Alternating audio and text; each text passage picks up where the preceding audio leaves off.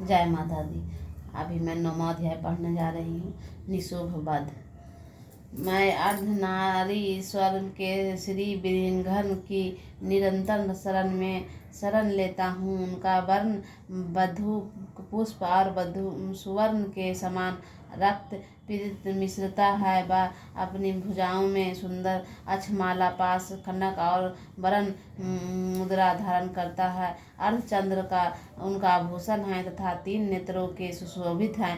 राजन ने कहा, भगवान, आप रक्त बीज के वध के संबंध कर रखने वाली देवी चंद्रिका यह अद्भुत महात्म्य मुझे बतलाइए। अब रक्त बीज में मारे जाने पर अत्यंत क्रोध से भरे हुए शुभ और निशुभ जो कर्म किया है उसे मैं कैसे सुनाना चाहता हूँ उसे मैं सुनाना चाहता हूँ। ऋषि जी कहते हैं, राजन, युद्ध में रक्त बीज तथा अन्य दैत्यों के मारे जाने पर शुभ और निशुभ क्रोध की सीमा न रही। अपनी विशाल सेना इस प्रकार मारी जाती देख निशुभ पर आकर अमरस में भरकर देवी की ओर दौड़ा। उसके साथ असुरों की प्रधान सेना थी और उसके आगे पीछे तथा पास मार्ग में बड़े बड़े असुर थे जो क्रोध से ओठ चबाते हुए देवी को मार डालने के लिए आए। महापराक्रमी शुभ भी अपनी सेना के साथ मातृगणों के युद्ध करने क्रोधवश चंडिका को मारने के लिए आ पहुंची।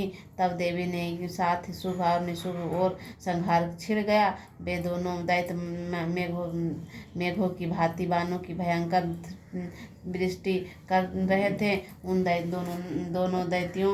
दोनों के चलाए हुए बाणों से चंडिका ने उनकी बाणों को समूह से तुरंत काट डाला और शस्त्रों समूह की वर्षा कर से उन दोनों को दैत्यपतियों के अंडों में जो चोट पहुंचाई। निशुभ तीखी तलवार से चमकती हुई ढाल लेकर देवी की श्रेष्ठ वाहन के सिंह पे मस्तक पर प्रहार किया। तब अपने वाहनों से चोट पहुंचाते हुए देवी ने सूरज नामक बाण से निशुभ की श्रेणी लगातार तलवार तुरंत काट डाली और उनकी ढालों से उनकी 8 चांद जड़े थे खंडक कर दी। ढाल में तलवार से कट जाने पर उनकी असुर शक्ति चलाई, किंतु अब आने पर देवी ने चक्र से उनके भी 2 टुकड़े कर दिए। अब वे निशुभ क्रोध से जल उठा और उनके दान बने देवी के मारने के लिए शूल उठाया, किंतु देवी ने समीप आने पर भी मुक्के से मारकर चूर्ण कर दिया। तब उन्होंने गदा घुमाकर चंडिका के ऊपर चलाई, परंतु वह भी देवी ने शूल के काटकर मस्तक को मस्त भस्म हो गई।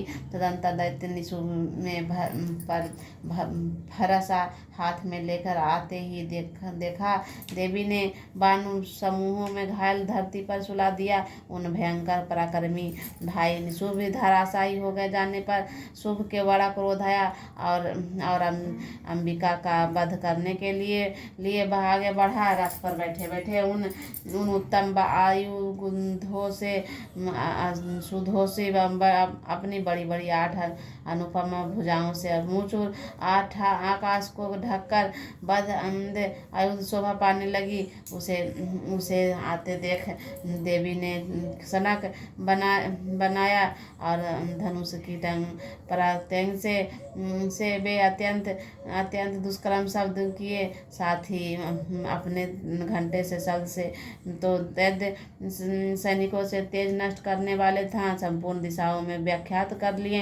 तदंतर सिंह से भी अपनी दढ़ाओं से सुनकर बड़े बड़े गर्जनों के महान मध्य दूर हो जाता था। आकाश पृथ्वी और 10 दिशाओं गूंजा दिया।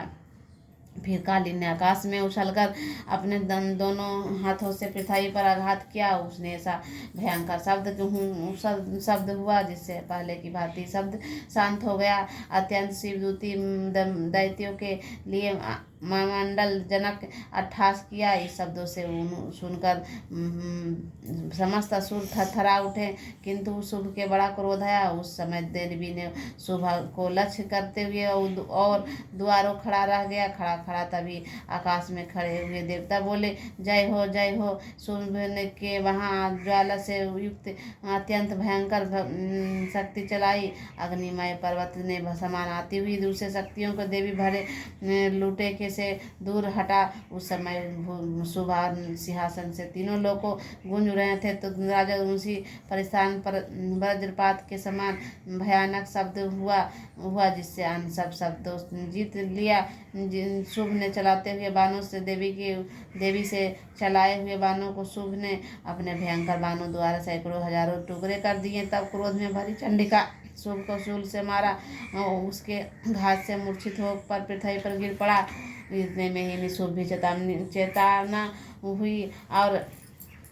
चेतना हुई और उसने धनुष हाथ में लेकर बाणों द्वारा देवी को काली के सिंह के घायल कर दिया। फिर उसे तदंतर में 10,000 बाहें बनकर चक्रों से प्रहार किया, चंडिका वांछित कर दिया। तब दुर्गम पीड़ा के नाश करने वाली भगवती दुर्गा कुपित होकर अपने बाणों से उन चक्रों को बाणों का भाग काट दिया। यह देख निशुभ दैत्यों से साथ चंडिका वध करने के लिए हाथ में गदा ले पड़े, बेग से दौड़े आते।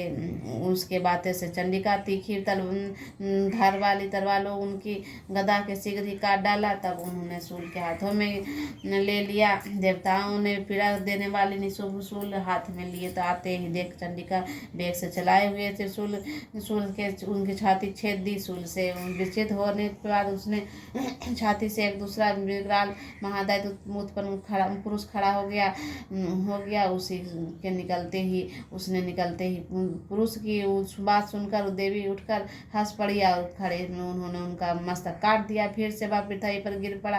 तदंतर सिंह के दाढ़ों से उन्होंने असुरों की गर्दन कुचल कर खाने लगा। यह बड़ा भयंकर दृश्य था। उधर काली ने शिवदूती के अन्यथा देवियों के भक्षण कर आरंभ किया। कौमारी शक्ति ने दिव्या विदीर्ण होकर उसके महादैत्य नष्ट हो गए। ब्राह्मणी ने मन पुत्र जल से त्रस्त होकर कितने भी भाग खड़े हुए, कितने भी दैत्य महाश्वरी त्रिशूल से छिन छिन की धराशायी हो गए। ब्राह्मणी ने थुथनों से घाटक से कितनों को पृथ्वी पर कचुम्बर में निकाल दिया।